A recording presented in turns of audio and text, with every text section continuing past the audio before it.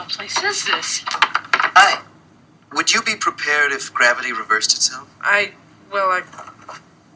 only thing I can't figure out is how to keep the change in my pockets.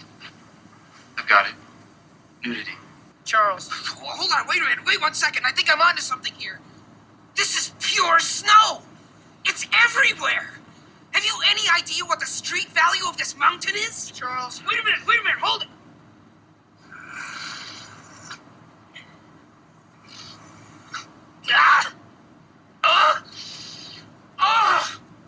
Outrageous. I think I froze the left half of my brain. Look, I can't move my right arm. Will you get serious? Bueller. 1.21 gigawatts! 1.21 gigawatts! What the hell is a gigawatt? So for this week's episode of Damn Good Movie Memories, I have a very special guest, and that's author Kevin Smokler, who wrote a fabulous book called Brat Pack America, a love letter to 80s teen movies. So thank you for being on the podcast. Oh, thanks for having me, Brian. This is great. So I I heard you on the Awesome 80s podcast, which I am an avid listener to. That's a fun show. I really had a great time with those guys. And so I immediately bought the book from that, downloaded it, read it this weekend, and shot in the dark and got you to appear on the podcast. So Thank you so much. So prior to this, you wrote 3 books that were completely unrelated to movies. Two books, okay. Yeah, this, Brat Pack America is my third. Okay. Mm-hmm. And so what made you want to tackle movies, and specifically 80s teen movies? Yeah, so my first 2 books were both about books. Okay. And I had a great time doing both of them, and they were fairly different from one another. The first one was an anthology about what does reading mean in the 21st century, which seems like a horribly dated question now. And the second one, called Practical Classics, came out in 2013, and in that one I spent a year rereading everything I was assigned in high school. And that one is similar to Brat Pack America. Yeah. So it was basically about what does the past have to teach us in the present. Right. So for this one, for the next book, I wanted to sort of, hack off the limb with a chainsaw. I was ready to do something completely different, and I was definitely ready to move more, to write more about what is loosely considered pop culture. I don't think books are particularly higher culture than movies or television or music or anything like that. However, when you write about books, people seem to expect a certain level of, erudition and maybe even snobbery that I'm simply not capable of. I'm just not that way. So writing about movies was a good step to the left from all of that. Yeah. And 80s teen movies, I'd always wanted to do something about 80s teen movies, but there's a lot of good books about 80s teen movies. Yeah. I mean, the richness of the topic means that a lot of people got here before I did. So a combination of my agent and my the guy who later became my publisher was like, well, it's great that you want to cover this topic, but what do you have to say that's different than what anybody else has to say? And I had no good answer to that question. So I just sat down with a big stack of DVDs and started watching. Great homework. It was awesome. It was awesome homework. If I'd had that when I was in the 8th grade and as homework. But so I said, I was like, oh, well, something will jump out to me. If it's not in the movies, then I don't have a book anyway. So, right. And so after, one long dark night of the soul, 3 iced coffees to the wind, I was like, something's here, and I think I was in the middle of one of the John Hughes movies. Okay. I don't specifically remember which one, but I was in the middle of one of the John Hughes movies, and I remember thinking, as a kid growing up in the middle of the country, not on either coast, thinking there was one of the things that was really special about John Hughes was John Hughes appeared to be speaking for every teenager, but he appeared to be doing it from my part of the country, which was the upper Midwest. I was from Southeast Michigan, and John Hughes was also from Southeast Michigan, Yes. but as an adult settled in the north suburbs of Chicago. And so this idea that John Hughes was opening what America looked like, what it meant to be young in America by making the center of his world the north suburbs of Chicago and not the place where movies were typically made or set. I loved that idea, and I think at about 2:46 in the morning or something, I scrawled Brat Pack America on a piece of paper and promptly fell asleep. And thankfully it was still there the next morning. And it's like when Keith Richards wrote Satisfaction, he dozed off and yeah, forgot the riff. So absolutely. And genius comes. Yeah, thankfully I didn't almost get on an airplane like he did and leave it behind. Exactly.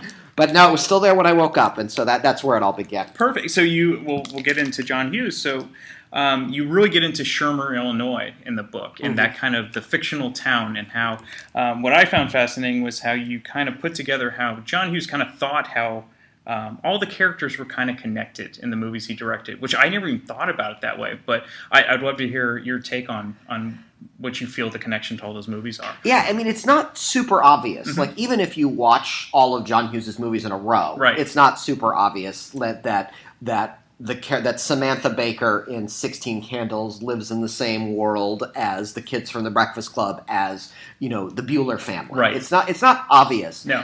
But in the few interviews John Hughes gave, and certainly the people who studied his work after he died, and his family who uncovered, his piles and piles of notebooks on Shermer, Illinois, it was pretty obvious that these characters all lived in the same universe. Yeah. And that even if it's not super evident from the movies, the likelihood that Uncle Buck was in the same bowling league as, say, John Bender's father from the Breakfast Club or something like that, or that like Kevin McAllister from Home Alone's mom was on the PTA with Samantha Baker's mom from 16 Candles. Right. And the effect of that was, I think, as powerful, if not more, on movie makers, and than it was on fans like you and I. Kevin Smith has said very vocally that he took the idea of setting all of his movies in the same sort of New Jersey town from John Hughes. Yeah. And I think Jason Reitman, who is a strong devotee of the movies of John Hughes, I think he sort of uses that same idea but in reverse, because all of his movies are about characters that are in the middle of going someplace, where place is a very unpermanent thing. And I of course, he grew up on movie sets, being Ivan Reitman's son, so I can see how he felt that way. But the idea that we are defined not by where we are, but where we're in the process of going to, I think is a sort of photo negative of the idea in the John Hughes movies that Jason Reitman likes so much. And you feel that watching Up in the Air or Thank You for Smoking or Young Adult or Juno or any of his movies. But for my purposes, the idea was that Shermer, Illinois was kind of the capital city of this thing I called Brat Pack America. Right. This idea that America looked bigger and wider and more diverse through the lens of the 80s teen movie, i.e. what it meant to be growing, what it seemed like and felt like to be growing up in America at that time.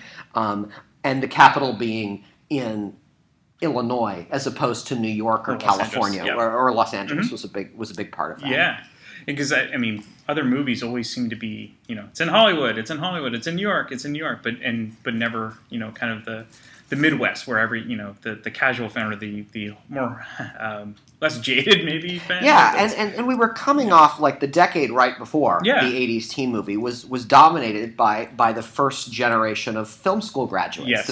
And the film schools were all in New York and California. That's right. And so when you think about the movies that were big and prominent at that time. If you're talking about the sort of great movies of the 1970s, you're talking about The Godfather and French Connection. The French Connection, and I mean the conversation is set here in the Bay, but that's mostly because Francis Ford Coppola is from or sort of set up shop here in the Bay.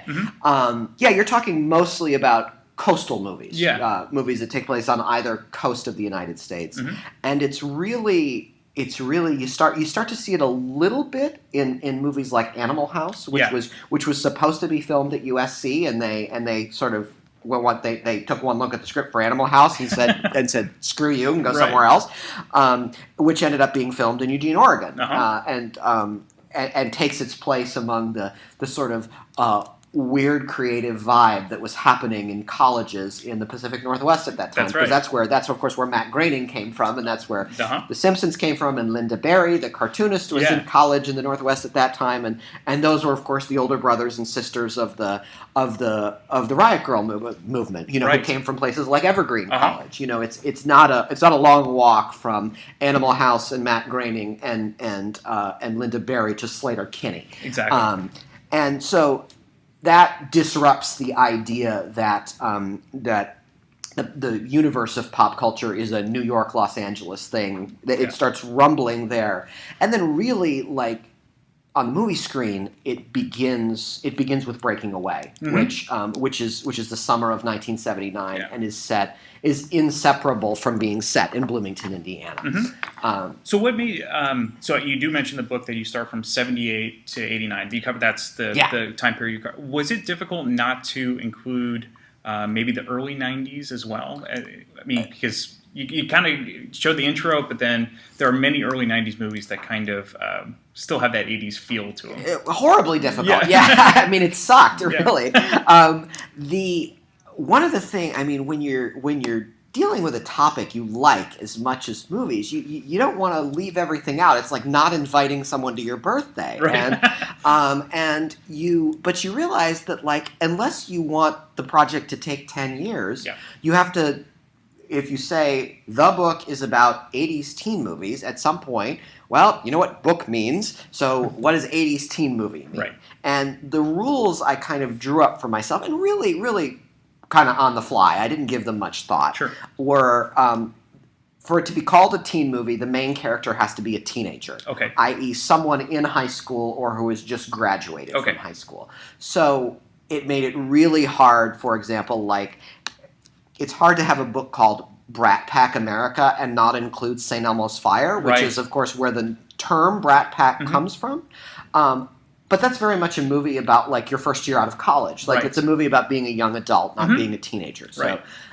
But you did include About Last Night. I did, but only in reference Sure, of to, course, to yeah. the John Hughes movies, Yeah. because I have this pet theory that About Last Night is what becomes of the kids in the John Hughes movies. Great point. Yes. When they grow up and move from the suburbs to the city Right. to Chicago itself. And then, like, okay, what is the 1980s? Yeah. And I felt like I wasn't telling the whole story if I didn't begin with the older brothers and sisters of the 80s Sure. teen movies. So that begins sort of unofficially with Star Wars and Jaws in the middle of the decade, and then in the late 70s is Animal House and Fame and The Warriors Right. and My Bodyguard and Breaking Away. Yeah.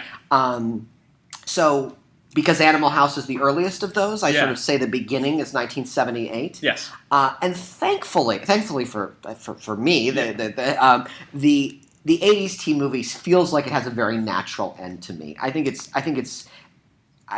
pretty easy to sort of close the door on it with Heathers. Sure. Which is 88, yeah. which was a March of '89. Yeah. Okay. Yeah. And which I like to say literally blows up the genre. It does. And it feels like once the genre is capable of being satirized, we're Yeah. sort of not in its golden age anymore. It's interesting about Heathers because I always felt that it wasn't a box office. It didn't really do. No, it was a that good. disaster. Yeah. And I always felt if it was released in 92, 93, 90, like it would have been totally different. Grunge was around. Yeah. Like that, America was ready for a movie like Heathers. So Yeah. absolutely Yeah. agree, and you can feel the sort of pop culture wave yet to come looking at Heathers, Right. like looking at the dyed black hair and Yes. the eyeliner and the sort of moral ambiguity and the evil is cool Right. That Heathers sort of is working with. But going off what you said earlier, Yeah. definitely, like, there are some early 90s movies that I had to sort of let go of. Sure. It was very hard. It was very hard to not include Say Anything, for Yeah. example. Yeah. Which I get asked about a lot. I'm sure. And I think a little bit because if you go to the 80s subreddit on Reddit, you know how a little alien is Yeah. different in each subreddit? In the 80s, 30s, holding up a boombox. Yeah. So it's clear to whoever started that Say Anything counts as an 80s movie.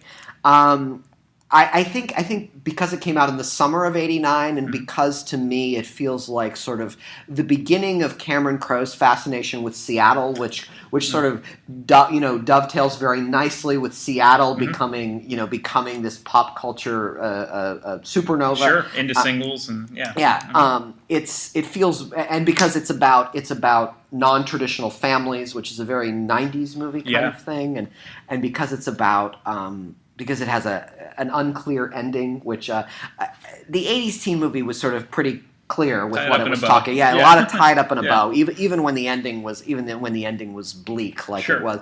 The ending was never.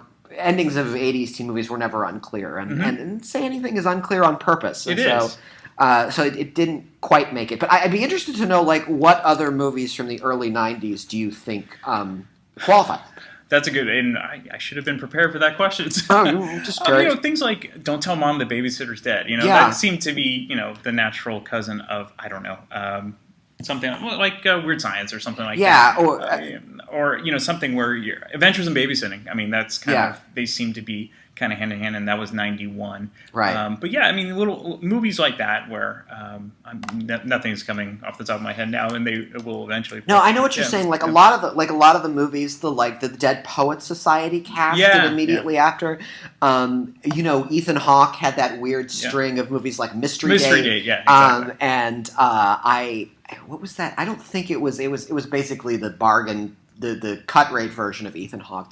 Stephen Baldwin was in that movie called Across the Bridge, which was about, which of course being from Michigan was a big deal to me. Yeah, those all definitely felt like those, but they came a few years later. When a lot of the actors who were teenagers, particularly in the latter half of the decade I'm talking about, were sort of in their early 20s, but still playing teenagers. Dream a Little Dream, because you had the Coreys and that, absolutely. That kind of, but even that was a little darker than your typical '80s movie as well. It kind of had a weird vibe to it. Yeah. You had some great interviews from really important directors from the decade, like Amy Heckerling, Savage Steve Holland, Martha Coolidge, Daniel Waters, Heathers. And you got Getty Watanabe, who was famous for as being Long Duck Dong in 16 Candles. Was it difficult to get those interviews, or were they pretty open about being in the book? It was less difficult having a publisher that was based in Los Angeles, because my publisher is sort of used to the kabuki dance you have to do to speak to a famous in-demand person. I think what helped is that I'm totally uninterested in gossip. Like I'm not interested in who was sleeping with who on a particular set and. You didn't want this to be Hollywood Babylon. No, I didn't. I think there's plenty of that. I don't think I have anything interesting to say about it. And the interviews came along late in the process, which was by accident, but a fortunate accident, because it meant that I had read a bunch about everybody I had interviewed already, and I sort of knew what they got asked all the time. Sure. So when I pitched Amy Heckerling or Getty Watanabe or Savage Steve Holland, I was able to say, I have no interest in asking you about X or Y, which you get asked about all the time. Right. And so I think that made, I'm guessing here, but I think it made it seem, at least on the surface, that I'd be more interesting to talk to than most of the people who show up and ask for their time. Sure. Did you learn anything like you totally absolutely did not know from any one of those interviews that like shocked you? It's funny, like, so most of the directors who made teen movies at this time were significantly out of their teens. The difference is, like, Kevin Smith made Clerks when he was like 21 or 22, but Amy Heckerling was 29 when she made Fast Times at Ridgemont High, and I think Cameron Crowe was only a little bit younger than her. I mean, most of these directors were well past being teenagers when they made movies about teenagers. Great movies. Not the case with Savage Steve Holland. Savage Steve Holland was like 24 when he made Better Off Dead. So that I didn't know, and it was really interesting to see that movie is the movie is very autobiographical. He when we spoke, he said to me, "Yeah, I had a guy. You know, when I was in high school, I was on the ski team, and a guy stole my who was better than me on the ski team, stole my girlfriend, and that was the plot of Better Off Dead." But the sort of surreal doesn't even begin to describe it. The sort of absolutely comically bizarre directions Better Off Dead takes, and what it includes, everything from possibly the best Howard Cosell joke ever told to a singing claymation hamburger. The fact that it's autobiographical and yet it still manages to run off in all of these different directions. I mean, you really get the sense that that Savage Steve Holland just took a look at this movie that he basically had no money to make, and it was basically his story of teenage heartbreak, and was he just looked at it like an ELO song or something. He's just like, whatever, I'm just gonna go for it. I'm not gonna say no to anything. Right. And it works. And it does work. Yeah. And for whatever reason, people all know Better Off Dead, but they kind of forget One Crazy Summer, and it's the natural brother or sister to it. Oh yeah, and I think I mean it's very similar to Better Off Dead, and maybe it feels more like a band's second album than a first album. Exactly. It's still a great movie. Yeah. I think there are more veteran comedians in One Crazy Summer than Better Off Dead. So the comedy feels surer on its feet than it does in Better Off Dead. And it has and it's again it's one of those movies where was also autobiographical, but still just goes off in all of these bizarre, ridiculous directions in a great way. Well, I love that John Cusack's character's hoops, and he's terrible at basketball. Yeah, which I think Steve Holland references that in the interview, where that's kind of autobiographical too. Yeah, I said, where did the name come from? And I think it was a cartoon character he liked or something like that. I said, did you play basketball? He goes, no, that was completely made up. It's perfect.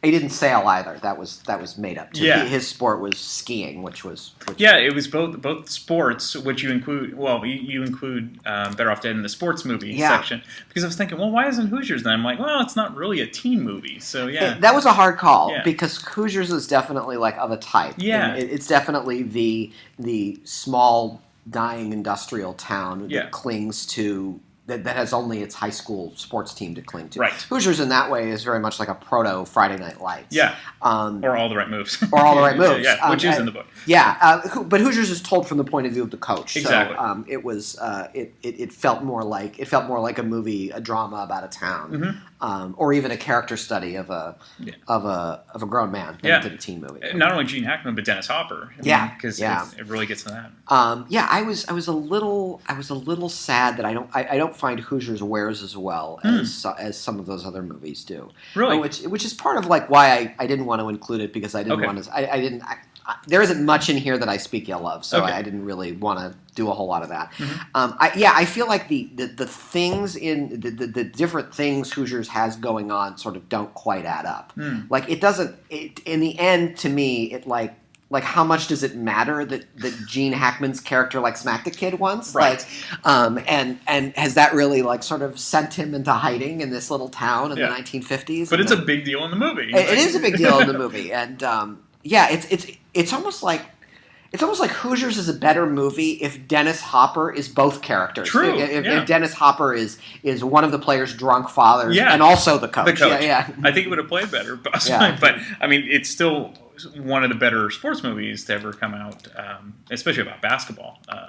Space Jam, not mentioned, but it's funny. My best friend who has never spent any time in Indiana, his three favorite movies are all Indiana sports movies.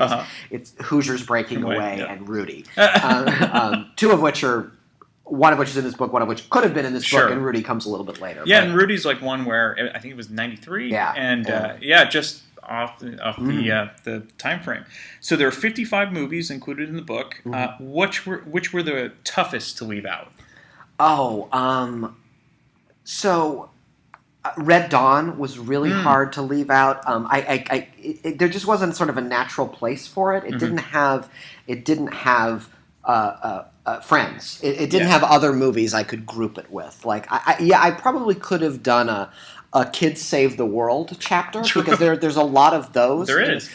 But those are more often than not sort of staffed up by younger kids. Mm-hmm. Those are movies like Explorers, where the kids are 11 or something. Yeah. Or movies like Space Camp, where the kids are, Space Camp is essentially Goonies on a space shuttle. Right. But, interesting, not to go off on a tangent, but Space Camp, I had read that it really was harmed by the Challenger explosion, and everyone felt weird about going to see a movie about that, especially after that. And it's really a shame because it is a good movie. And it's I think for what it is, it's a very good movie. So that's one of the. I had to leave that out. I couldn't find a place to put Red Dawn, and there was the book was longer than I had anticipated and didn't flow as well, and so I had to cut a few chapters, and so there are no horror movies in the book. Right. I had a whole chapter on horror movies. Sure.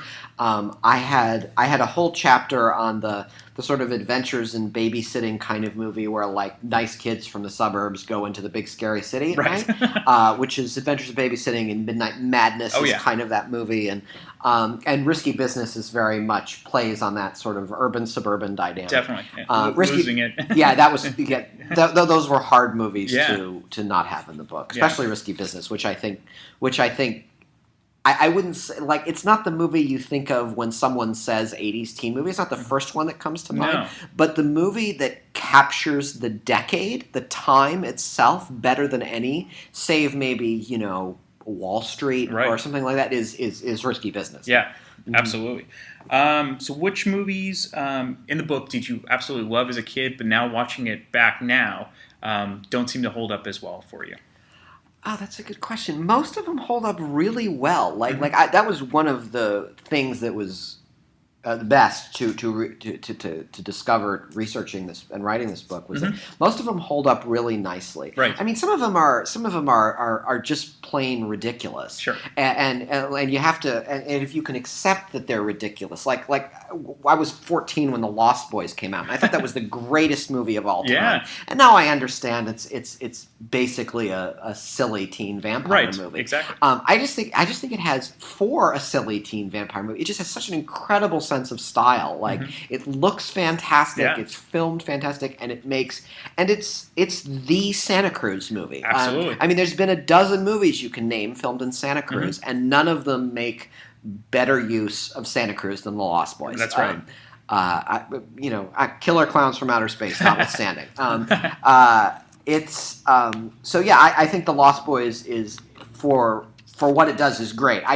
When I was 14, I thought it was doing more than it actually was doing. Yeah. The opposite one for me is About Last Night, where I saw it as a teenager, and I'm thinking, I like this, but it just doesn't do it for me like Breakfast Club or 16 Candles. But watching it as an adult, I'm like, okay, I get it now. I've been through what they're going through, and it had the opposite effect on me. Yeah, I think About Last Night. I think About Last Night relies. About Last Night was unfortunately. I think it's a good example of it, but it's unfortunately sort of set the mold of one of those movies where you at the center is a couple, and then sort of next to them are each of their best friends. Yes. And inevitably in those movies, the best friends are more interesting than the couple. So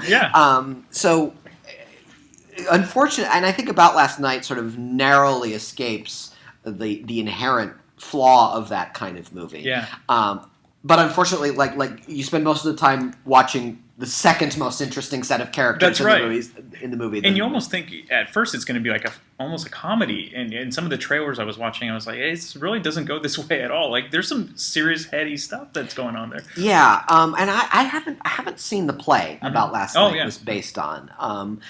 And I do wonder if the play is more about, because I think the movie almost gets there, and I think the movie couldn't resist the idea of like Rob Lowe and Demi Moore rolling around naked. Sure. Because I think that movie is less about falling in love than about falling in love as in this when you're not quite grown up yet. At this very inopportune time in life to where you're not adult and you're an adult and you're being asked to make a lot of really adult decisions simply by virtue of being in a serious relationship. Right, and figuring it out as you go. Yeah. So so there have been remakes of some of the movies we've talked about, like About Last Night, and obviously other ones like The Karate Kid and Red Dawn.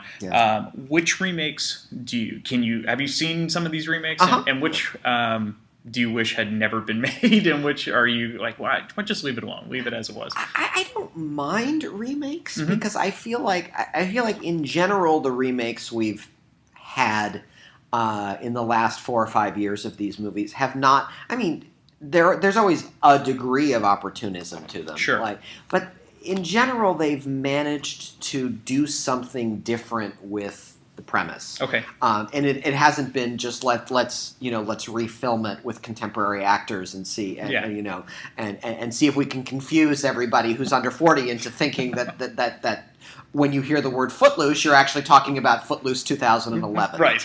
It's not. I think most of them are not sleights of hand. I think the ones that are worse, kind of in their attempt to even come at the original idea from a slightly different angle, they sort of miss what's great about the movie. I don't think Footloose is a great movie. I think Footloose has some really bad moments. Yeah. Footloose has what Footloose captures what Footloose does, the original I'm talking about. Yeah. Footloose does really well is captures kind of the exuberance of being a young person in a very obvious metaphor, obviously dancing. Sure. But Footloose has an incredibly charismatic group of actors. Yes. In not only Kevin Bacon but Laurie Singer and Christopher Penn and John Lithgow and Diane Weiss, and young Sarah Jessica Parker. Yes. Like, there's an incredibly magnetic group of actors in that movie, and you kind of need that if you're going to be watching people dance and celebrate being young for 90 minutes. Right. And the remake just doesn't have that. Right. The remake feels like a Nordstrom ad come to life. We were watching it. We do Movie Friday sometimes, and we'll put on the TV, and Footloose is on. And my coworker Winley noticed, like, God, Laurie Singer just keeps getting, like, she gets hit by her dad, she gets hit by her ex-boyfriend, and I don't think I want my daughter seeing this.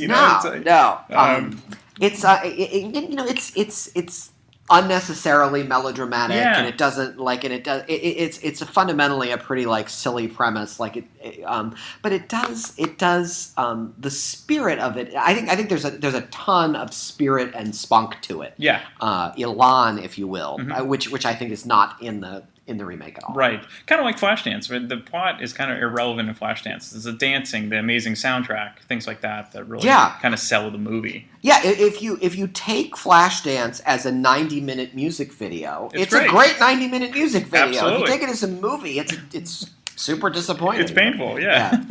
And some say the same thing about Saturday Night Fever. I mean, that's amazing soundtrack, but it's a specific moment in time that captures things. Exactly. And Saturday Night Fever is we sort of forget this 40 years sitting here in the present, but Saturday Night Fever is incredibly dark. Incredibly. It is really it's more like cabaret than anything. It is. Like we dance and sing because we are terrified of stepping out into the world because the world is hostile towards us. That's right. And that's totally the feeling you get from Saturday Night Fever. These characters disco dance because life offers them nothing otherwise. Which was interesting when they made Staying Alive, which I actually saw before Saturday Night Fever, and I was like, "What? I don't know where this movie is going." Like, it's just the craziness of the weird Broadway play they did and things like that. But it's like Staying Alive is like if someone took all that jazz and tried to and made it. If someone says let's remake all that jazz with outtakes from Saturday Night Fever, if that sounds like a crappy idea, it is a crappy idea. Thank you, Sylvester Stallone. Yeah. So let's talk a little bit about the VCR and HBO culture. Before the '80s, really, if a movie was in the theater and you didn't see it and they didn't bring it back, you missed it because really, they may show it on TV every now and then, but you weren't going to see these movies over and over again. So I really think that the 80s really benefited from repeat viewing and home movies and HBO, where no other decade had that advantage. It's certainly not being like the first decade to have that advantage the way the 1980s did. And of course, many of the movies that we now think of as classics from this time were not hits when they were originally released in theaters, and were discovered later because of home video and because of HBO, and thank God. Like Yeah. otherwise, I don't know what we would I don't know what we would know as a culture. What we would know about Better Off Dead and 16 Candles Yeah. and Heathers and Lucas. Yeah, Those are Legend all of Billie Jean. Yeah. Legend of Billie Jean. Yeah. Those are all movies that have lived on in part because they were sort of given a second chance at life. Right. Which I think is great. It's also the beginning. I mean, we think of those technologies as incredibly sort of quaint and sweet and from a long time ago now. It was the beginning of the detachment of pop culture and the sort of single place you were, the sort of one-to-one relationship between pop culture and the place you consumed it. Yeah. You didn't, I mean, before the 1980s and the invention of the Walkman, like you could really only listen to music sitting on your couch at home or in an automobile. Yeah. Unless you happen to be in a public place where it was playing. That's right. I mean, I guess you had the transistor radio and its latter day cousin, the boombox. Yeah. But those were sort of. I mean, the transistor radio was designed for portability, but you couldn't choose the music that was being played on a transistor. It was mostly if you want to listen to a ball game or something right, like that. Yeah. Right. The Walkman, suddenly your music walks around with you, and the Walkman is, of course, the grandparent to the iPod and the iPhone. The VCR and the and HBO are the elderly relatives of streaming of the idea that you have an entire movie theater inside your television set and now laptop or a tablet is born at that time. Right. And so we really see the beginning of the 21st century as early as like 1981. Yeah. And it was an incredible racket for business owners that you're not going to buy an $80 VHS tape, but you'll gladly pay a couple bucks a week to keep renting Lucas over and over again, that's what we did every Friday. Absolutely. We'd go get a movie. First of all, it was amazing that a VHS cost $80. Yeah. and it did for a long time. Yeah. It was sort of the first Batman movie that was priced at like, I think $26. Yeah. It was considered or E.T. Yeah, it was considered like practically stealing. Yeah. And so that changed that whole frankly ridiculous economic paradigm. Yeah. And then that without I worked in video stores for a long time after college and graduate school, and the deal was, I mean, the money, just like if you ran a movie theater, the money is in popcorn and soda. The money is not in selling tickets. Yeah. The money in video stores was in late fees. Was in someone like kicking the tape under the coffee table or the bed by mistake, and or the dresser or something, and discovering it 2 weeks later and having $40 in late fees. That's right. Of course, the late fee is the reason we have Netflix. That's right. Like the origin story, true or not, is of Netflix is Reed Hastings discovers a Blockbuster video cassette. Or maybe it was a DVD in the back of his car, and he says, "Why am I paying $120 for something that costs like $19?" Right. I'll gladly pay $10 a month, and even if you keep charging me $10 a month, that's okay. Yeah. So that paradigm and the sort of snapback from it is how we got is essentially how we got the movie rental climate we have now. Mm-hmm. Which of the 80s teen movies do you wish had a sequel that did not? Oh, I would have loved to have known what happened. For The Legend of Billie Jean, definitely. I would have loved to have known what happened in The Legend of Billie Jean after, Billie Jean and her brother grew up. Yeah. Like, are they haunted by memories of being cult figures at some point? I would have loved to. Same thing with Over the Edge. What are those kids like? What are those kids like in their early 20s as opposed to as teenagers? I think the more obvious cases like the Ferris Bueller's Day Off is pretty self-contained. Yeah. In fact, I mean. At the end, Ferris even comes on and says the movie's over.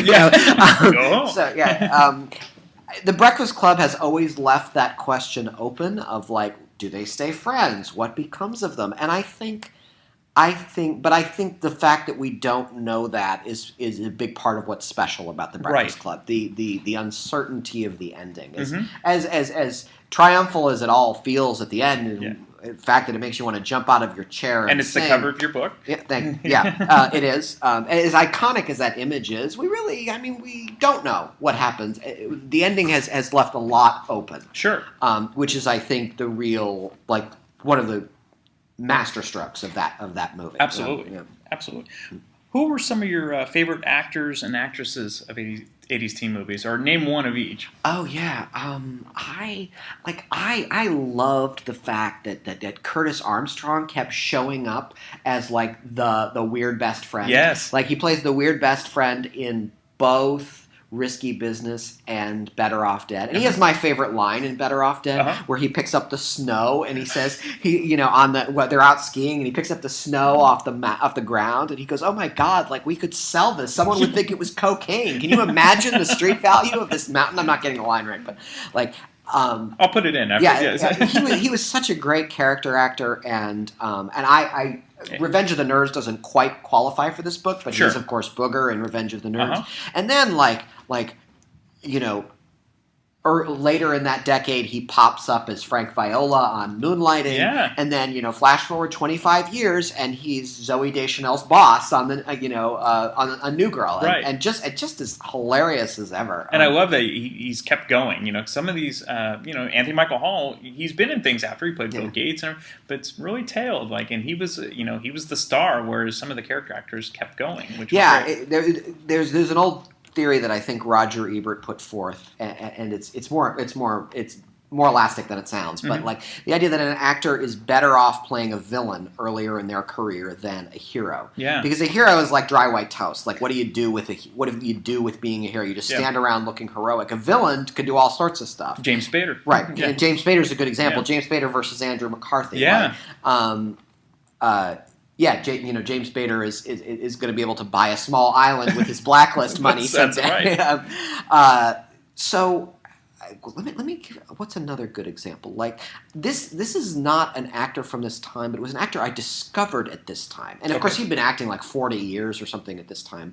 But John Witherspoon, who of course plays the angry neighbor in House Party, and eventually Friday, right? And then moving forward, Friday, and plays David Alan Grier's father in Boomerang, and like an amazing stand-up comedian. I mean, comes from the world of stand-up comedy, but really sort of, House Party. I'm guessing the Hudlin brothers sort of probably knew about John Witherspoon from stand-up comedy and thought he would be great in this, and he just walks away with the whole movie. He does. So I was really thrilled to sort of discover him being a little bit younger than the Hudlin brothers, and not being someone who had not being from a family that had a bunch of stand-up comedy records. Right. So I was really happy to discover John Witherspoon. I like Rodney Dangerfield. Because Dangerfield, he'd been around for years, and then Caddyshack happened. Caddyshack and Back to School are kind of how he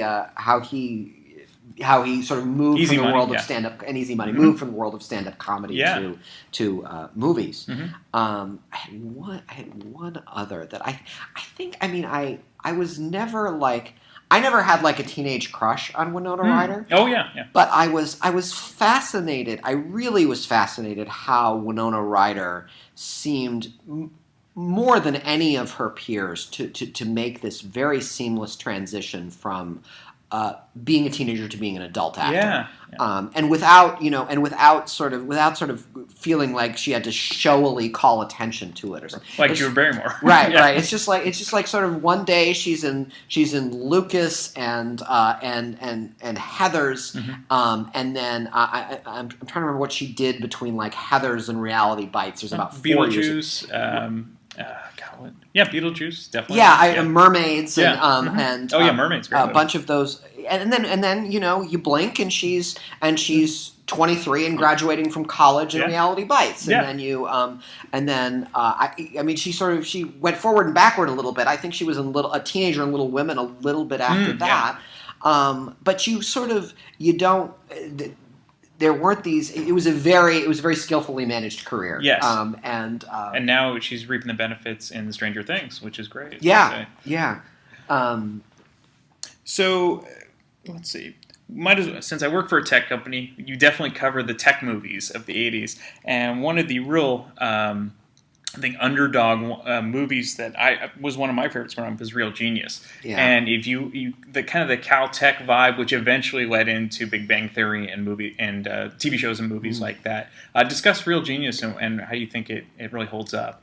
Yeah, people don't seem to know about Real Genius. And Real Genius was another one of those like video store movies, which really like was. I mean, it was a hit at the box office, but it was a hit in the summer of 1985 with a lot of other movies like it. It kind of got lost in the shuffle at that time. I mean, that was the same summer as Back to the Future and as Did Weird Science come out around this? Weird Science, Weird Science was early. It was earlier that summer. Yeah, it was a lot of there was a lot of movies like it that summer. But Real Genius is Real Genius is it is not a long walk from Real Genius to Hackers to Pirates of Silicon Valley to Social Network to Big Bang Theory to and then to the TV show Silicon Valley. Like the idea of technology culture being a bunch of a sort of ragtag group of people with outsized skills who all work together for a common goal.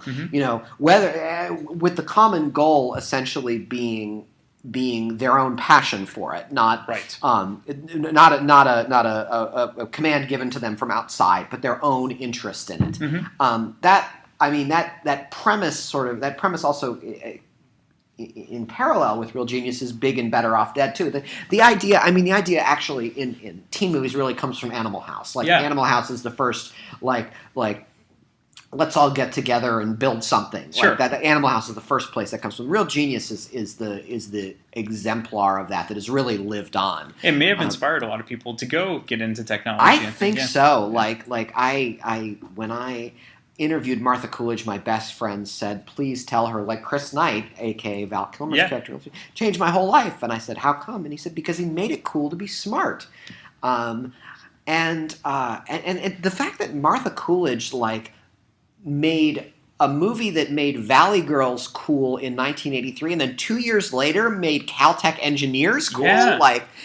In a decade where the idea of cool was pretty fixed. It was not super malleable.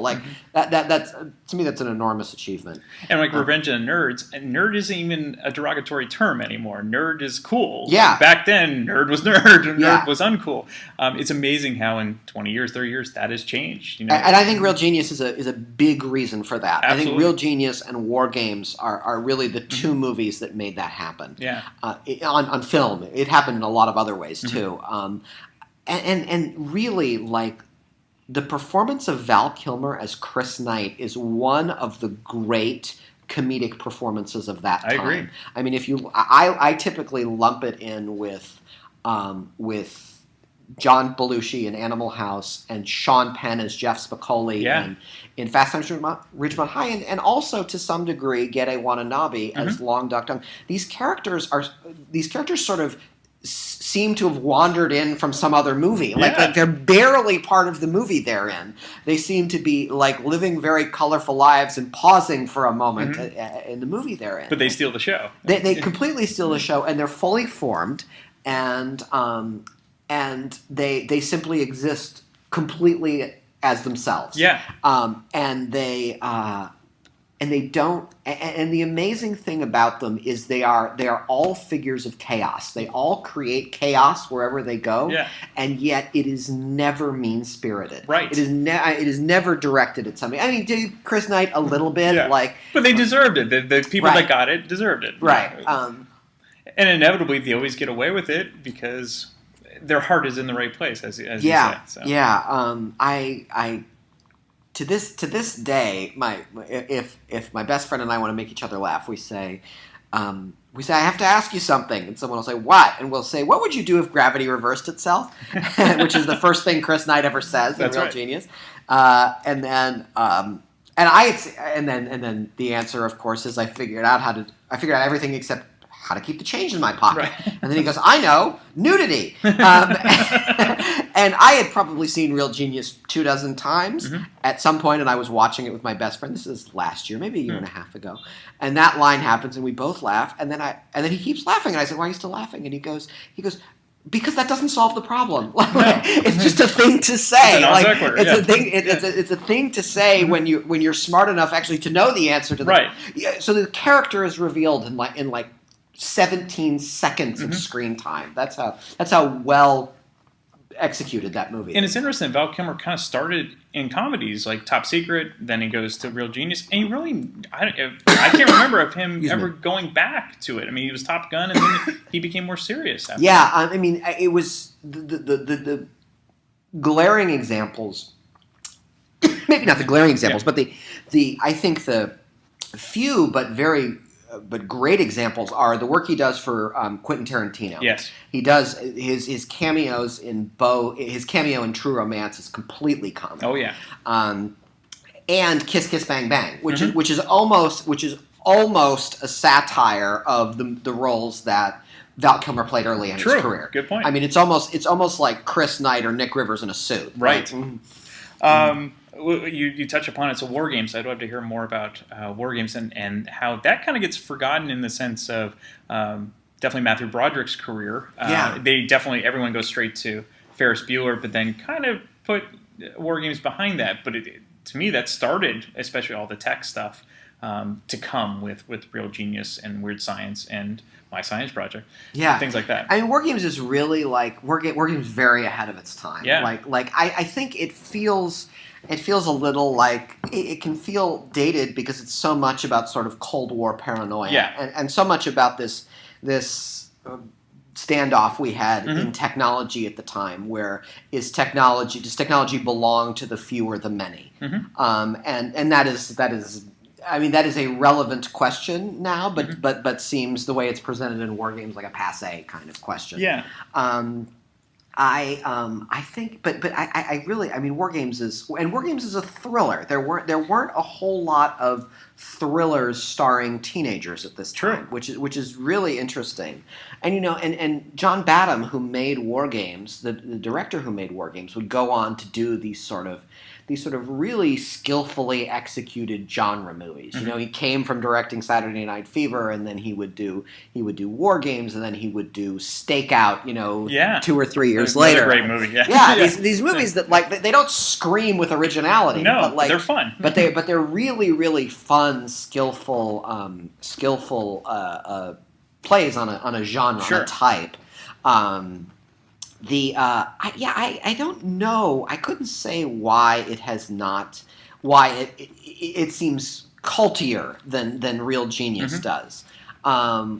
Because I think financially it was just as successful as Real Genius. Right. But it feels. It's less fun than Real Genius, definitely, obviously. And it feels like it can feel, if you're looking at Matthew Broderick's career, it can feel like warm-up exercises he was doing until Ferris Bueller came along. But I think I would recommend War Games any day of the week. Absolutely. You mentioned Valley Girl, and I think a lot of people don't forget Valley Girl, but they immediately go to Clueless as like the ultimate teen movie, especially in the 90s, whereas Valley Girl was really the ultimate 80s teen movie. Yeah. Kind of the times, whether calling people Valley Girls or the a flexion of speech, how people talked back then. Explain why Valley Girl was so important to the 80s. First of all, it was Martha Coolidge's directorial debut, which was a big deal then. Martha Coolidge was a protege of Francis Coppola. There were very few women directors at that time. It was really like in terms of mainstream films, it was really her and Amy Heckerling. And then slightly later in the decade, in more independent films, you get Nancy Savoca and Allison Anders and people like that. Penelope Spheres. And Penelope Spheres, who also came from comedy, who came from producing for Saturday Night Live and for Albert Brooks and of course brilliant documentaries. Oh yeah, and great documentaries. The three Decline documentaries were just added to the Library of Congress's National Film Registry this year. The Valley Girl, I don't quite know why Valley Girl doesn't transcend, doesn't sort of have a place in popular memory now in 2017 the way say Clueless, the way Clueless does. I think part of it because while Valley Girl was a hit, it wasn't an enormous hit, and because the real breakout star of Valley Girl was Nicolas Cage, but Nicolas Cage has gone so far afield from his character in Valley Girl that it's almost impossible to trace him back to that. Right. Whereas like Matthew Broderick, even in movies like You Can Count on Me and Election, still feels a little bit like Ferris Bueller. Like it's hard. It's much easier to separate Nicolas Cage from Randy and Valley Girl than it is Matthew Broderick. Which is interesting because Sean Penn played kind of a role that he never really repeated in Spicoli in Fast Times at Ridgemont High, but he's been able to. People still can go back to him in Fast Times and still be okay with it. I mean, he through a very lucky break, Sean Penn. Jeff Spicoli, which is one of his great performances, still for Sean Penn, now seems to be sort of the yardstick by which you measure all of the other performances that Sean Penn has done. Which is crazy because he's done so many amazing things. Right. And I have a feeling he kind of planned it that way. Sure. I have a feeling he planned to never do a Jeff Spicoli again. So everything he could do would be measured against, or would be measured as to how different it was from Jeff Spicoli.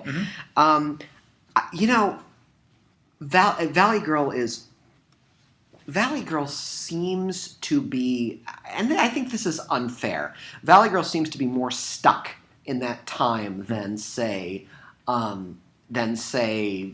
Bueller's Day Off or The Breakfast Club or 16 Candles. And it could be that those movies were all operating on, those movies were essentially 80s remakes of classic Hollywood movies. Ferris Bueller's Day Off is on the town featuring high school students instead of sailors. Right. The Breakfast Club is the Iceman Cometh in high school. Valley Girl, not just because of the title, but also because of the social dynamic it captures. It is, of course, a Romeo and Juliet story, basically. But it's a Romeo and Juliet story based on this socioeconomic setup of Los Angeles that is no longer true. Right. Rich kids don't necessarily live in the Valley. Poor kids don't necessarily live in Hollywood anymore. And also, Valley Girl is equally famous for the music, which which is a great soundtrack. It is. But it is very much a 1982 Southern California bubblegum pop soundtrack. Yeah. There's no question about that. So I think none of those things I think are fair to Valley Girl, which I think is a great movie and continues to be a great movie. It is, yeah. But I think it gets overlooked because of that, because it feels like the sort of cinematic equivalent of a bottle of Zima. It's like it's sort of stuck in its time and place. Whether it deserves to be or not. Well, again, we're speaking to Kevin Smokler, who wrote Brat Pack America, a love letter to 80s teen movies.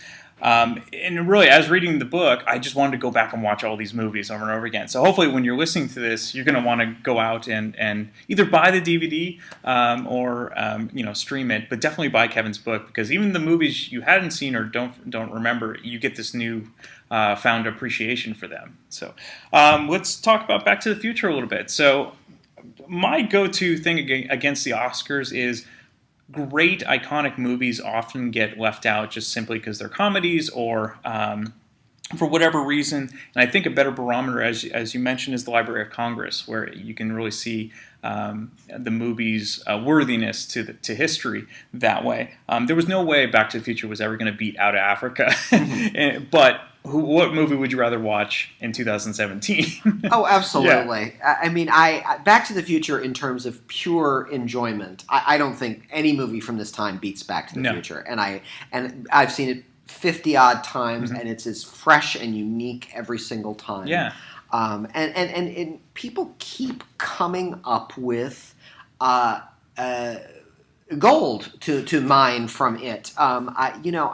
There's a great book also about 80s teen movies called Life Moves Pretty Fast that Hadley Friedman, who's a journalist for the Guardian newspaper in London, wrote. And the thing she had to say about Back to the Future, which I thought was brilliant and I hadn't thought of before, is Back to the Future is a movie where the main characters is a teen movie where the main characters are the parents. Yeah. Like and that if you remade Back to the Future now, it would be all about the it would be all about sort of Marty McFly as a superhero trying to correct the past so he would exist in the present. That's right. Whereas Back to the Future gives itself room to really be the character of Marty is a catalyst to the parents getting reunited. And the soul of the movie is the two parents. Absolutely. So Back to the Future is a movie starring a teenager that isn't afraid to be about grown-ups, which is really, I think, saying something. And it's just so much fun. It is. I mean, it's. And you mentioned in the book, like, you became Marty McFly. I was the same way, and that I wanted to live his life. I wanted to be just like him, and go on these adventures. And I think it's remarkable that so many people did. And like Marty McFly came from like a kind of a hopelessly sort of loserish family, and he didn't have any money, and he clearly doesn't have any friends his own age. It's like his one friend is sort of the town weirdo. Exactly. Somehow Marty McFly managed to be super cool and yet have none of the advantages that typically super cool teenagers have. Like, he very easily could have been Revenge of the Nerds because that's nothing he did was cool, but on paper, but it seemed cool. I don't know. Yeah, but Marty McFly had that. Marty McFly had that Ferris Bueller quality, minus the sort of advantages of clearly being sort of upper middle class and a super popular kid in school, which Ferris is, but Marty is not. Right. Of sort of always of really being good at thinking on his feet and always having kind of a funny retort to things, and Marty McFly is genuine in a way that Ferris Bueller is not. Right. Like Cameron really has that role in Ferris. But Marty McFly, you really the biggest problem with Back to the Future 2 and 3 is Marty McFly is kind of exposed as an asshole at times, which is a shame because you don't get any of that in the first movie. So which one did you like better, 2 or 3?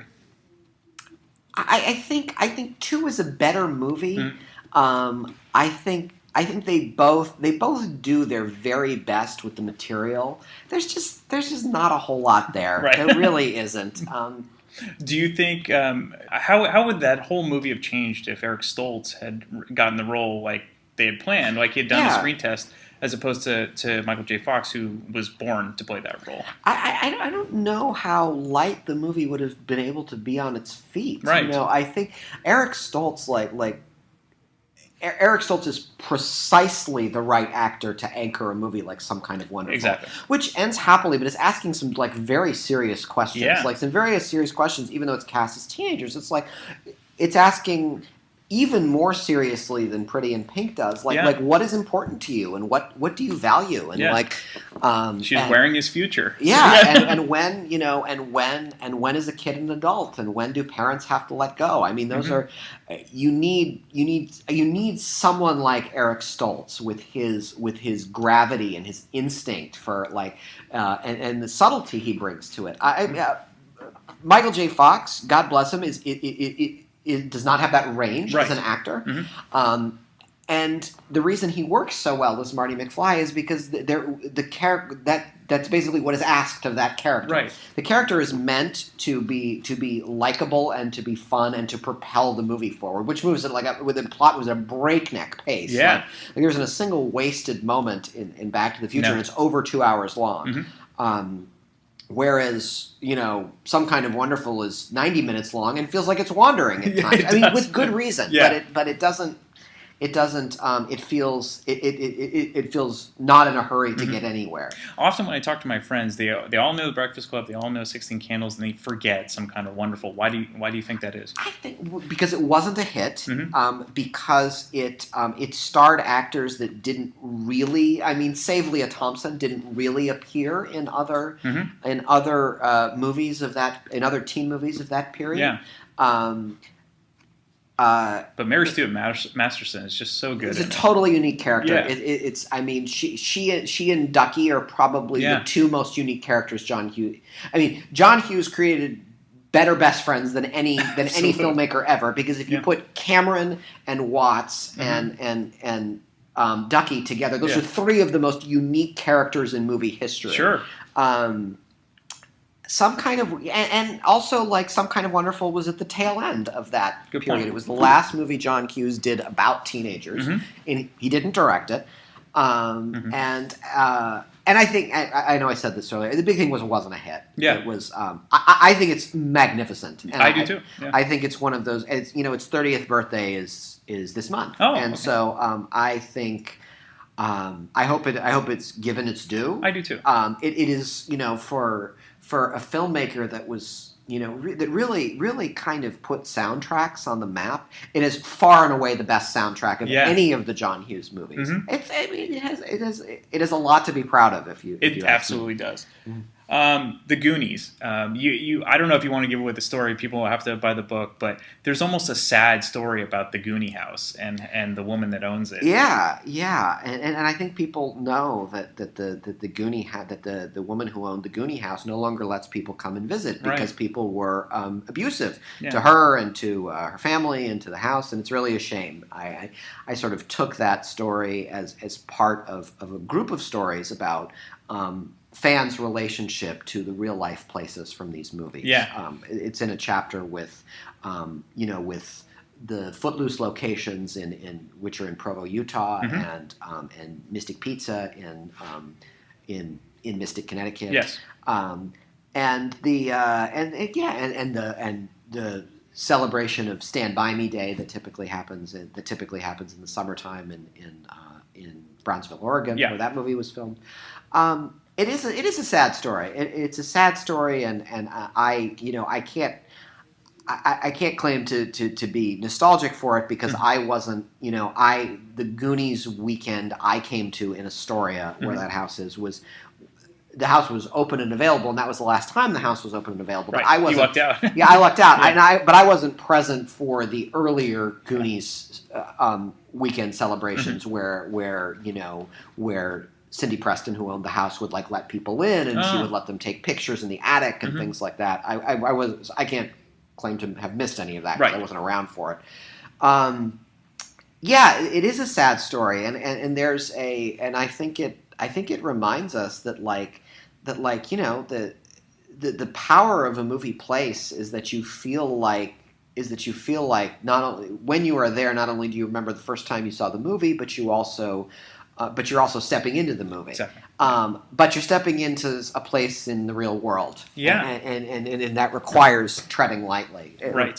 Because the place doesn't exist for you to come and remainice about. That's right. And it's hard because these movies are almost like our family. You're watching them over and over again. You almost feel like you're one of them. And Malin, who's on this podcast a lot, he thought he was a Goonie. Yeah, that was his childhood. I was very fortunate when I went to Goonies weekend. I made friends with people who I would have never run into in real life, and we call each other. We keep in touch, and we call each other's Goonies. And I do wonder if we had met in some other context, or even if we had met at a celebration for some other movie that wasn't so much about the bonds of friendship, if that would have happened. I love the Goonies, but to me its achievement that outshines all of the rest is how beautifully the cast works together. Absolutely. The casting and the chemistry. The casting is perfect. Yes. And the chemistry the cast has together is remarkable. Yeah. Not the least of which, if you consider that in the movie, all of those characters seem to be about the same age, within 1 or 2 years of each other. In reality, Josh Brolin was 20, and Jeffrey Cohen, who played Chunk, was 10. Crazy. I mean, there was a lot. Was that Josh Brolin's debut? Yeah. Okay. Yeah. There was a lot of space between those characters those actors were not peers, right? And yet they play. Perfect. Peers and friends so convincingly. Oh, yeah. Probably the most famous of the kids was Data, who was in Temple of the Doom. Before that, so and Corey Feldman had been doing stuff before that. But you're right. I mean, most of those people were just kind of starting out. Yeah. And the villains are so priceless. The Fratellis. And, oh yeah, so yeah. good. I mean, Joe Pantoliano is talk about someone who had a great run as a series of villains at that time. Yeah, absolutely. From Risky Business to the Goonies to. And the Mama Fratelli ended up being in Don't Throw Mama from the Train, or Throw Mama from the Train. One of the really, obviously Anne Ramsey is not with us anymore, right. but one of the really neat things that I found out, going to Goonies weekend and talking to some of the people from the cast, is that everybody loved Anne Ramsey. Anne Ramsey was a really, really sweet person. That's cool. Yeah. And was also. And was was sick as a child. Really? So was a very small and slight person. When you see Anne Ramsey looking big and stocky, it's all padding and clothes. Interesting. It was actually there's a moment in the Goonies, the moment when Sloth throws Mama Fratelli off the ship. Yeah. If you look carefully, Anne Ramsey weighs like 100 pounds. And Sloth is John Matuzak. There was an ex-NFL player, but Anne Ramsey's body double was like a 200-pound woman.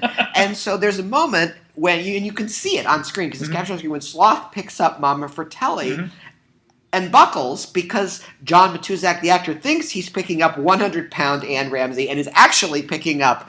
That's hilarious. Is actually picking up 200-pound stunt double. So I have to go back and watch. Now I want to really zone in on that. That's so good. I think it's really neat that particularly because she's deceased, that everybody had such nice things to say about Anne Ramsey, because we have this image of her as one of the great witchy villains from that time, and she was really just. I guess the Wicked Witch and the original Wizard of Oz was the same way. Like she was so perfectly cast, but she could never live down that role. Yeah, I mean that was. You may remember if you were a child at that time. That Margot Hamilton, who played the Wicked Witch of the West, did commercials for the American Humane Society, and so you would see Margot Hamilton, who was in her 70s at that time, sitting in an easy chair, looking like someone's grandmother, petting a cat, talking about how you should have your cat spayed because it's inhumane. And if you look very, very carefully, you can see the face of the Wicked Witch of the West. The same person that wanted to get rid of Toto for all existence. Yeah, exactly. It was a big time animal lover. That's awesome. The Karate Kid. So growing up, I loved Rocky, and the natural next movie that I got into was the Karate Kid. Oh yeah. What did the Karate Kid mean to you growing up?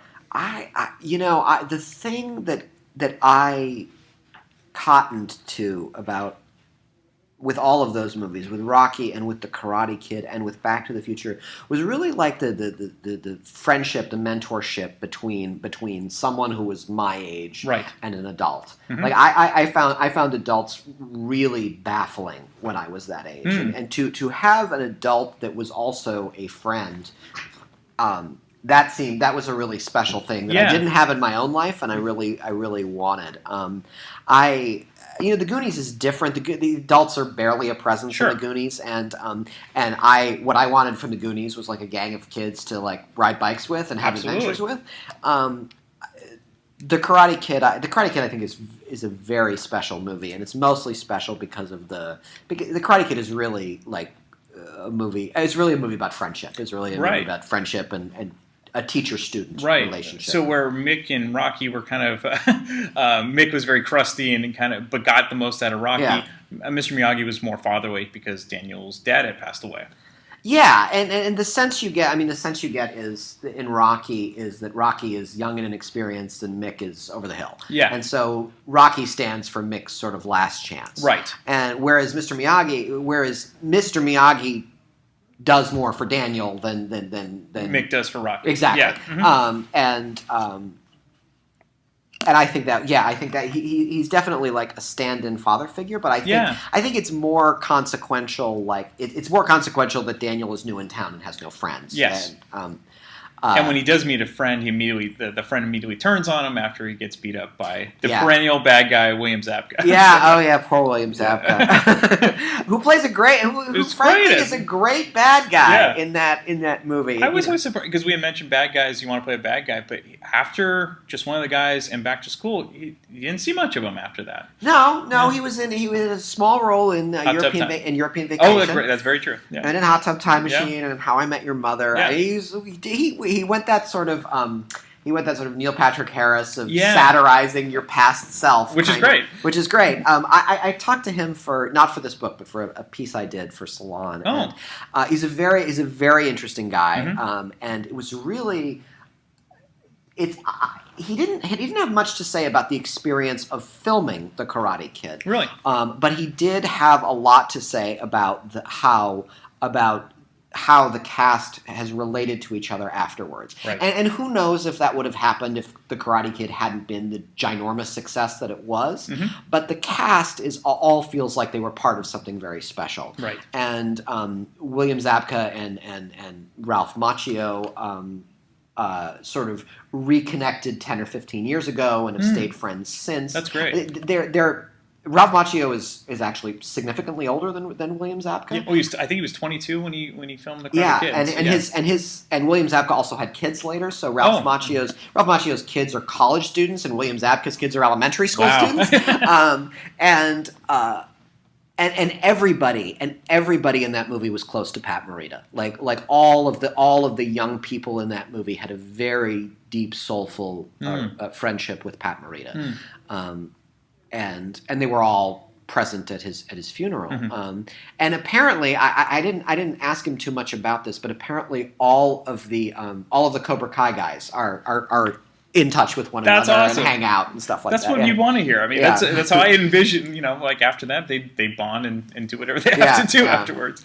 I really like that you covered the hip hop generation of the '80s, and to me, even though it's not a great film, Breakin' and Breakin' 2, Electric Boogaloo, which is the common punchline for every bad sequel. Introduced me to hip-hop music. Beat Street is a better movie, but Breakin' was, I think, campy enough for someone that was 7 or 8 years old to really get into it. And was a hit, where Beat Street was not. Right, and so, personal story, my mom had figured out how to dub movies from the home video camera into the VCR, and dubbed Breakin' 2, but for some reason didn't dub Breakin', the original Breakin'. And my only guess, and she never explained why, was you can only have so much Breakin' in your house at one time. But I would watch Electric Boogaloo over and over and over again. But Beat Street is a better movie, and you have an interesting story about Breakin', why that even come to fruition. It was a total opportunistic story. The people who made Breakin' were the same sort of Israeli huckster movie producers who also made Conan the Barbarian and Canon, right? Canon films, and Red Sonja, and I had a lot of really silly movies like that. And one of them's daughter, saw kids break dancing on the Venice boardwalk, mentioned it to her father, and her father said, "Is this a thing?" And she said, "I think it's a thing." Yeah. And he said, "All right, well, let's get a movie made really quickly," and that's what they did. And it shows. Like Breakin' isn't a great movie. No. It's frankly a lousy movie. It is. It's a lot of fun, and it is great dancing. It is incredible dancing and great songs. Ice-T's in it. Yeah, I mean, it would be better off. Yeah, Ice-T is in it. Yeah. It would be better off if it were 8 little music videos than one movie. Great point. Other than Breakin', most of the movies about hip hop at that time took place in New York. Yeah, and proudly so. Yeah. And we're sort of almost jingoistic about the fact that they took place in New York. And I think the idea I put forth in the book is that this was hip-hop early on in its days trying to create an origin story for itself. Sure. Basically trying to say that this is where it all began. And as we know, origin stories for music are never 100% true. No. Music usually begins in several different places. But the Wild Style and Crush Groove and Beat Street were all attempts to say, just like they said jazz was born in what's the name of the square? It's now called Louis Armstrong Square, but I think it was called Canal Square. Okay. in New Orleans. They wanted the jazz was born there, and jazz wasn't just born there. Right. But that's the narrative they give it. It was like blues is only started in Mississippi or something Right, like that, but it was in right. Chicago and St. Louis. And Yeah. So it was important for me to have those movies in because you can't really tell the story of 80s pop culture without the ascendancy of hip hop, and also because it was very important to me that this not be a white film story, because I don't think it is. I don't think the story of 80s teen movies is only about white teenagers, and I remember being in high school and feeling like House Party was the most fun I had had at a movie theater in ages. Yeah. And I think I saw House Party 10 times in the theater because it was so much fun. Like it was important to me simply because House Party was part of my own teenage viewing, and it is about teenagers, that it be part of this story. And then I realized that House Party is kind of the natural end to the first generation of hip hop movies. Great point. Not the least of which is the characters all mention Crush Groove and Beat Street and Wild Style. That's right. And so they're obviously sort of younger and a generation removed from those. It was interesting about Crush Groove because, as you mentioned in the book, Def Jam really hadn't been around that long. So it's almost like just a promotional tool. Like, let's promote the Beastie Boys and of course, Run DMC. And right. That. Let's make a movie about our origins when we're like 18 months old. There you go. Exactly. It was nutty. But, but it's a great snapshot in time. So It is because it's exactly at the time when money is coming into money and interest from outside the community is coming into the culture, and and all of those movies. I mean, all of those movies are set in the present day, but are really about 3 or 4 years before those movies. True. Wild Style it comes out in 1983, but is in the history of hip hop is really about like 1977 or 78. True. Crush Groove we've just talked about is of course about the origins of something that's about 2 years old. Yeah. And Beat Street, Beat Street, same thing. Beat Street does not the culture feels. Beat Street comes out in 1985. The culture feels much younger than that. That chapter frequently gets pointed out to me by people, and I'm glad. I'm glad it's in there. Yeah, absolutely. I am too.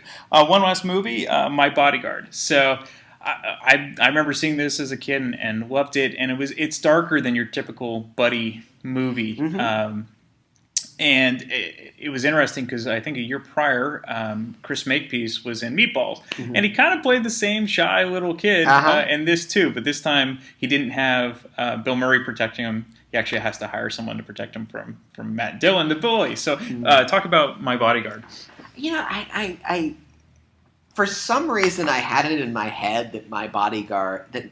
I had it in my head that My Bodyguard took place in New York, and maybe it was because Matt Dillon looks like such a sort of quintessential New York kid, bully. And of course, it opens with this absolutely majestic shot of the main character riding his bike down Lakeshore Drive, and it's unmistakably Lakeshore Drive in Chicago. And this is a movie that takes place.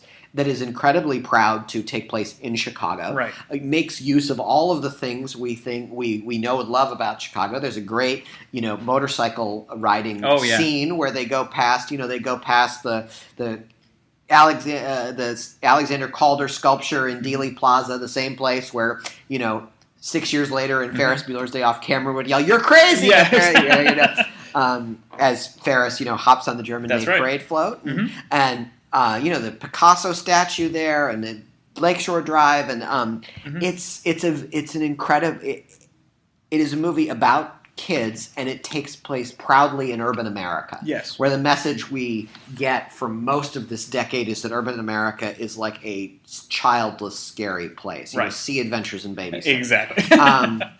And My Bodyguard is ahead of its time. My Bodyguard is a movie. Is a movie that kind of, quite by accident, predicts the urban renewal that would come later. Right. Flash forward 20 years, and you get a movie like Perks of Being a Wallflower, which ends, with this gloriously triumphant moment of the three friends in the movie in an open-backed pickup truck racing through the Fort Pitt Tunnel, which leads right into the middle of downtown Pittsburgh, and the music swells, and the last scene you see is the skyline of Pittsburgh. Yeah. It is incredibly hopeful and warm and beautiful, and the image you take away from it is Pittsburgh, like downtown Pittsburgh. Yeah. You make that movie in 1983, they're going the opposite way. That's right. They're going the opposite way out the tunnel, and Pittsburgh is receding in the distance. It's all the right moves. Trying to get out of town, I got to get my football scholarship. Exactly. And My Bodyguard, was really ahead of its time in that way.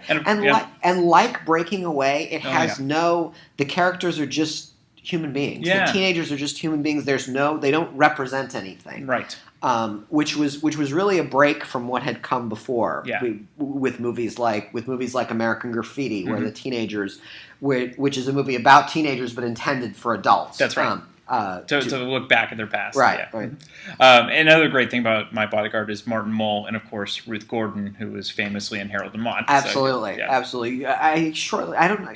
feel like she died shortly after that. I actually don't know when Ruth Gordon died. But a really deep bench in terms of casting for a movie that was clearly made for no money and right. Matt